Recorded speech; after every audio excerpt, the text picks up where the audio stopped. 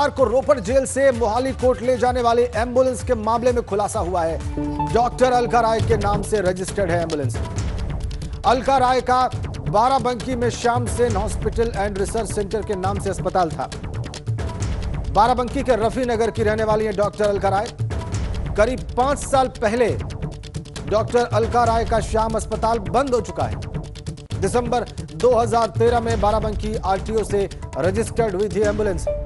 Doctor Alka राय के बाहुबली मुख्तार से करीबी संबंध बताए जा रहे हैं। बाराबंकी पुलिस और प्रशासन के खिलाफ खुफिया एजेंसियां भी जांच में जुटी हुई हैं।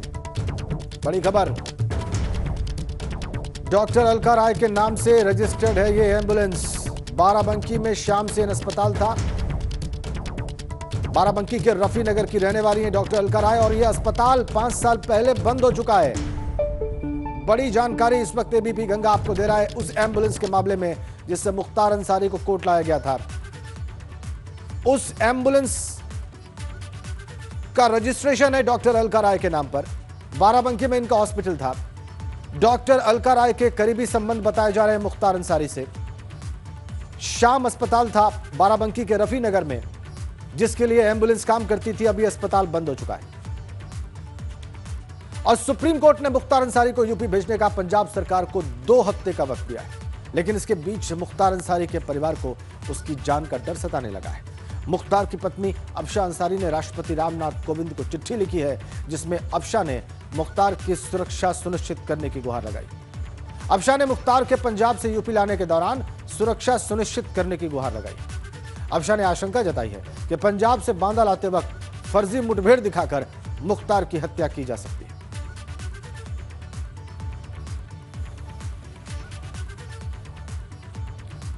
और मुख्तार अंसारी को आज मोहाली की कोर्ट में पेश किया गया था। 4 तस्वीरें हम आपको दिखा रहे हैं। ये देखिए आप, मोहाली कोर्ट में पेशी, व्हील चेयर पर कैसे, ये कल कोर्ट में पेश किया गया था। मोहाली कोर्ट में कैसे पेशी हुई उसकी 4 तस्वीरें हम आपको दिखा रहे हैं। व्हील चेयर पर मुख्तार अंसारी को पेश किया गया पुलिस की भारी सुरक्षा में, पंजाब पुलिस की, और एम्बुलेंस से कोर्ट आया था मुख्तार। और उसी एम्बुलेंस के बारे में हम आपको बता रहे हैं कि वो रजिस्टर्ड है डॉक्टर अलका राय के नाम पर जिनका हॉस्पिटल था 5 साल पहले बाराबंकी में।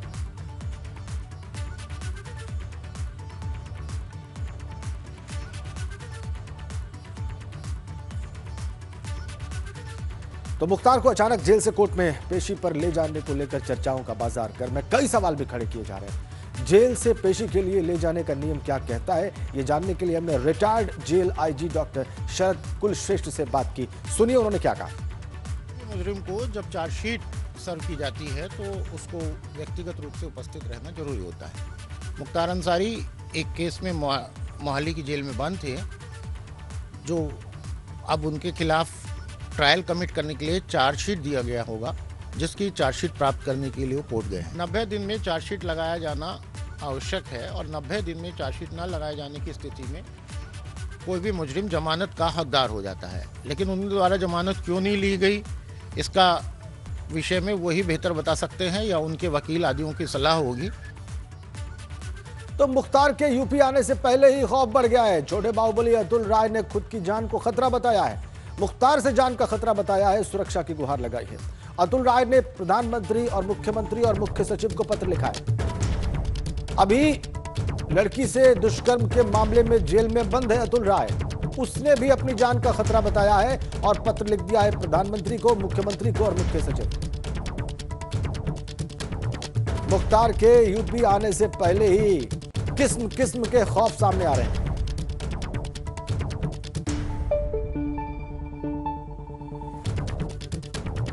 मुख्तार के यूपी आने से पहले खौफ बढ़ा है।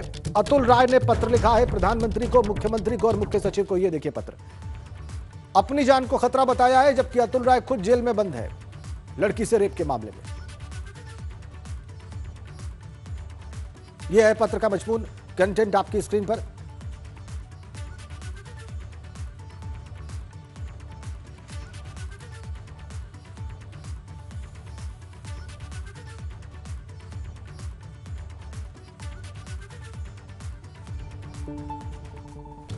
बड़ी खबर, मुख्तार के यूपी आने से पहले खौफ का माहौल उत्तर प्रदेश में।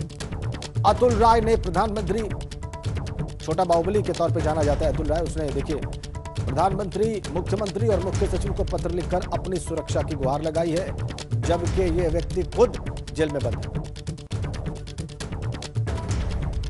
रेप के मामले में जेल में बंद है अतुल राय। तो अफशान अंसारी ने राष्ट्रपति को चिट्ठी लिखी है, मुख्तार की सुरक्षा की गुहार लगाई है। इधर अतुल राय ने मुख्तार से अपनी सुरक्षा की गुहार लगाई है और इसीलिए प्रधानमंत्री, मुख्यमंत्री और मुख्य सचिव को पत्र लिख डाला है। पत्र का कंटेंट, उसका मजमून इस वक्त आपकी स्क्रीन पर।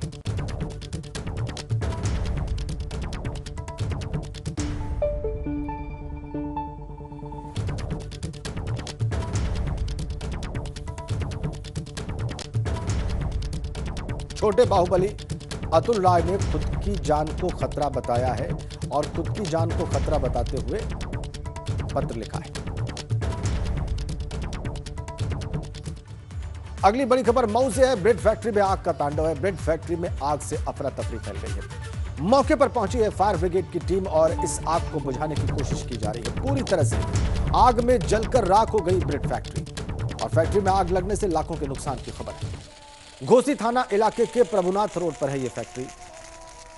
ये देखिए आप तस्वीरें मऊ से, एक्सक्लूसिव तस्वीरें। ब्रेड फैक्ट्री में आग का तांडव आप देख रहे हैं।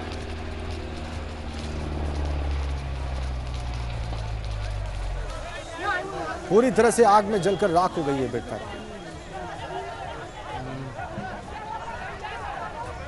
आग लगने से लाखों के नुकसान की खबर। घोसी थाना इलाके में प्रभुनाथ रोड पर है यह फैक्ट्री।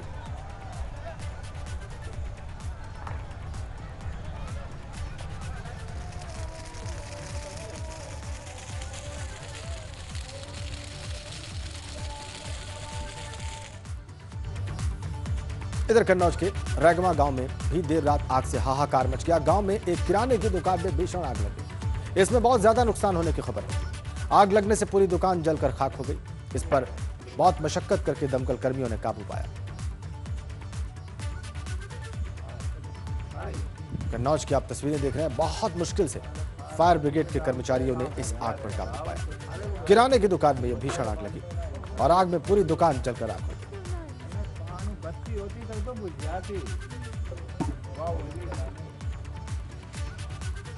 बहुत मुश्किल से फायर ब्रिगेड ने इस आग पर काबू पाया है। कन्नौज की तस्वीरें, किराने की दुकान में भीषण आग लगी।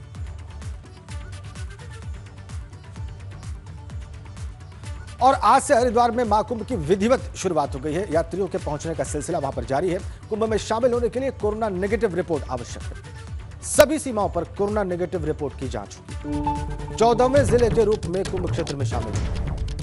13 जिले हरिद्वार के अलावा हैं उत्तराखंड में और 14वें जिले के रूप में कुंभ क्षेत्र को शामिल किया गया। कुंभ मेला जारी रहने तक 14वें जिले के रूप में इसकी पहचान रहेगी। पहले से चली आ रही है परंपरा, सभी अधिकारी कुंभ जिले के हैं, तो कुंभ क्षेत्र को जिला माना जाता है। कुंभ के दौरान जिला कंसिडर किया जाता है। 14वां जिला राज्य का होगा ये कुंभ क्षेत्र, जहां पर कुंभ का आयोजन हो रहा है हरिद्वार में। और कोरोना नेगेटिव रिपोर्ट लेकर ही एंट्री हो सकती है। तमिलनाडु, गुजरात, उत्तर प्रदेश, मध्य प्रदेश, महाराष्ट्र, दिल्ली, राजस्थान, इन राज्यों से जो श्रद्धालु वहां पर आ रहे हैं उन्हें 72 घंटे के भीतर की कोरोना नेगेटिव रिपोर्ट लेकर ही कुंभ में स्नान का अवसर मिलेगा। कर्नाटक, छत्तीसगढ़ भी वो राज्य हैं जहां से आने वाले श्रद्धालुओं को कोरोना की नेगेटिव रिपोर्ट लेकर आनी होगी।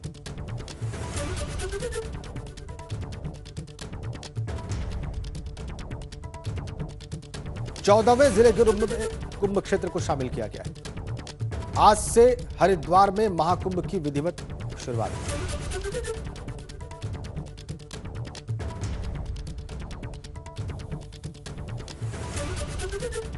13 जिले हैं उत्तराखंड में और कुंभ तक, जब तक कुंभ चलेगा, कुंभ क्षेत्र भी एक जिले के रूप में पहचाना जाएगा।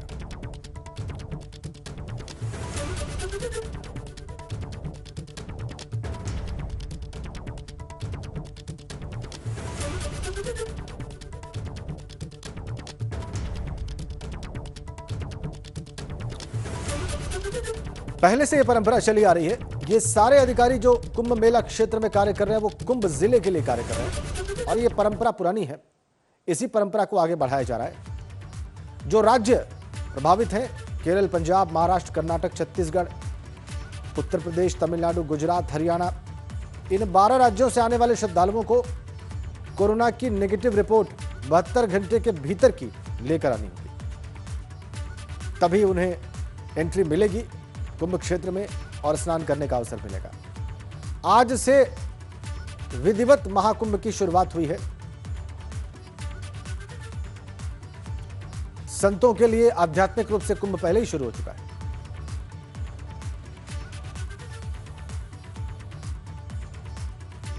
और बड़ी खबर, उत्तराखंड में स्वास्थ्य विभाग की बहुत बड़ी लापरवाही। देहरादून में बॉर्डर पर यात्रियों की चेकिंग में खाना पूर्ति की जा रही। कोविड टेस्ट के बिना रिपोर्ट देखे यात्रियों को घर भेजा गया है। अब तक 17 यात्री कोरोना संक्रमित मिल चुके हैं। एक ट्रेन से आए यात्रियों का कोविड टेस्ट तक नहीं हुआ है। बड़ी लापरवाही स्वास्थ्य विभाग की। देहरादून में बॉर्डर पर चेकिंग में सिर्फ और सिर्फ खाना पूर्ति की खबर आ रही है। अब तक 17 यात्री पॉजिटिव मिल चुके हैं, संक्रमित मिल चुके हैं। इसके बावजूद भी एक ट्रेन से आए यात्रियों का कोविड टेस्ट तक नहीं किया गया। स्वास्थ्य विभाग की बहुत बड़ी लापरवाही। देश के 12 राज्यों से उत्तराखंड आने पर आज से आपकी कोविड नेगेटिव रिपोर्ट मांगी जाएगी। मैं इस वक्त रेलवे स्टेशन पर हूं, जहां पर आप देखेंगे कि मसूरी एक्सप्रेस अभी ट्रेन यहां पर आई है और जितने भी पैसेंजर उस ट्रेन से यहां पर पहुंचे हैं उनके लिए अगर बात की जाए तो रेलवे स्टेशन पर स्वास्थ्य विभाग के द्वारा उनके भी टेस्ट किए जा रहे हैं और जो तमाम लोग हैं उनकी लाइनें लगाई जा रही हैं। और इससे पहले आपने इस तरीके का जो अगर हम बात करें तो ये दृश्य उस वक्त था जब कोविड आया था और उस समय भी ऐसे ही तमाम जो लोग जो ट्रेनों के माध्यम से या हवाई सफर से या सड़क मार्ग से उत्तराखंड पहुंच रहे थे उनके भी ऐसे ही टेस्ट किए जा रहे थे।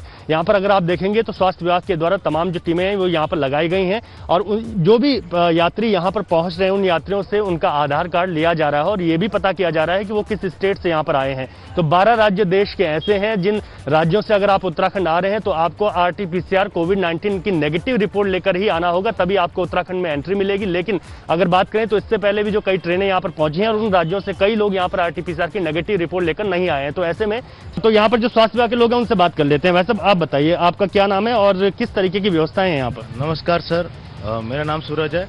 मैं यहाँ पे अभी टीम को हैंडल कर रहा हूँ सर, स्वास्थ्य विभाग की जितनी भी टीम है सर। सर गवर्नमेंट की तरफ से यहाँ पे अभियान चलाया जा रहा है, कोरोना अभियान चलाया जा रहा है। बहुत सारे अलग अलग स्टेट से लोग आ रहे हैं। जैसे कि लास्ट टाइम बोला गया था कि हर किसी को कि RT-PCR की रिपोर्ट लानी है, लेकिन उसके बावजूद भी जनता पब्लिक जो है कि अपने जो रिपोर्ट है वो प्रॉपर नहीं लेकर आ रही है। दूसरी चीज़ बात करूँ स्वास्थ्य विभाग की तरफ से या पुलिस प्रशासन की तरफ से बहुत सारी ऐसी चीज़ें हैं कि जो अव्यवस्थित है। सबसे पहली चीज़ कि यहाँ पे हमें प्रॉपर तरीके से सुविधा नहीं मिल रही है।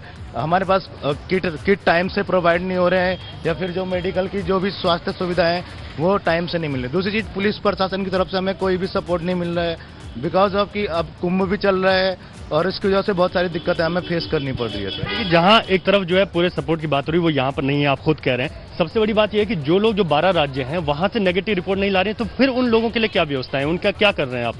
सर उन लोगों के लिए स्वास्थ्य विभाग की टीम की तरफ से यहाँ पे रैपिड एंटीजन टेस्ट हो रहा है। जैसे कि लास्ट टाइम की बात करो, पिछले दिन की बात करो तो कम से कम एक दिन में 18 लोगों की पॉजिटिव रिपोर्ट आई थी और अभी लास्ट टाइम की बात करूँ पिछले 2.5 से 3 घंटे के अंदर 18 लोग पॉजिटिव आ चुके हैं सर। हम चलेंगे रवि खेलतुरा के पास, इस वक्त हमारे सहयोगी सीधा कनेक्ट है। रवि, किस तरीके की लापरवाही दिखाई दी और कैसे एक पूरी ट्रेन से उतर रहे लोगों का कोविड टेस्ट नहीं किया गया, ये कैसे संभव हुआ?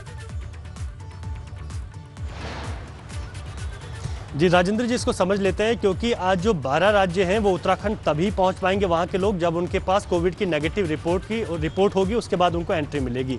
लेकिन रेलवे स्टेशन पर अगर हम बात करें तो हमने वहां पर खुद देखा है कि वहां पर जो भी लोग आ रहे हैं उनमें से अधिकतर ऐसे हैं जिनके पास नेगेटिव रिपोर्ट नहीं है और वो उन 12 राज्यों से ही यहाँ पर पहुँच रहे हैं। ऐसे में जो एंटीजन टेस्ट वहाँ पर कराया जा रहा है उसकी रिपोर्ट आधे घंटे के करीब आती है, जो कि लोगों के मोबाइल नंबर पर भेज दी जाती है। लेकिन सबसे बड़ी जो अव्यवस्था है वो ये है कि उस आधे घंटे के दौरान वो व्यक्ति को वहाँ पर रोकने की कोई व्यवस्था नहीं है। कोई ऐसा क्वारंटीन सेंटर वहाँ पर नहीं बनाए गए जिन पर कि आधे घंटे व्यक्ति रुके, यानी कि अगर आपने वहाँ पर एंटीजन जब भी रैपिड टेस्ट हो रहा है तो उसके बाद उनको वहाँ से घर भेज दिया जा रहा है। तब तक वो व्यक्ति ऑटो के माध्यम माध्यम से, कार के माध्यम से कितने लोगों के साथ घर पहुंच गया और वो कितने लोगों से मिल गया, इसकी जानकारी भी स्वास्थ्य विभाग के जुटाना बड़ी मुश्किल हो जाएगी। आधे घंटे बाद उसको या 1 घंटे बाद उसको बताया जा रहा है या फिर पूरे 1 दिन बाद उसको बताया जा रहा है कि वो पॉजिटिव है और उसके बाद उसको क्वारंटीन करना है या फिर अस्पताल ले जाना है, ये स्वास्थ्य विभाग कर रहा है। लेकिन इस दौरान वो कितने लोगों से मिला है, कोविड संक्रमण किस कदर फैलेगा, यहाँ पर ये बात जग जाहिर है। तो ऐसे में एक तो जिनका वहाँ पर एंटीजन टेस्ट हो रहा है, उनके लिए रोकने की व्यवस्था नहीं। इस बड़ी गड़बड़ी पर, इस बड़ी चूक पर, इस बड़े लूप होल पर स्वास्थ्य विभाग के लोगों से क्या आपने बात की, क्या कहना है उनका?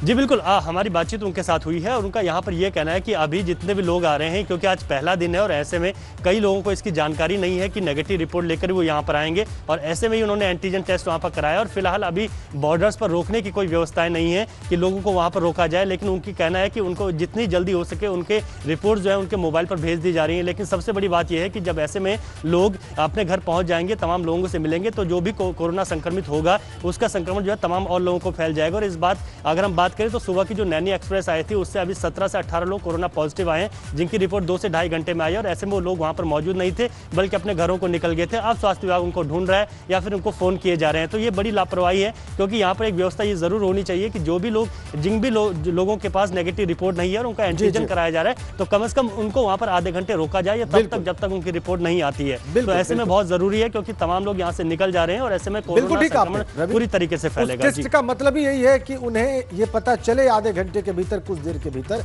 कि वो पॉजिटिव है या नेगेटिव, और तभी इस टेस्ट का कोई मायने है। बिल्कुल ठीक आपने, बहुत बहुत धन्यवाद आपका।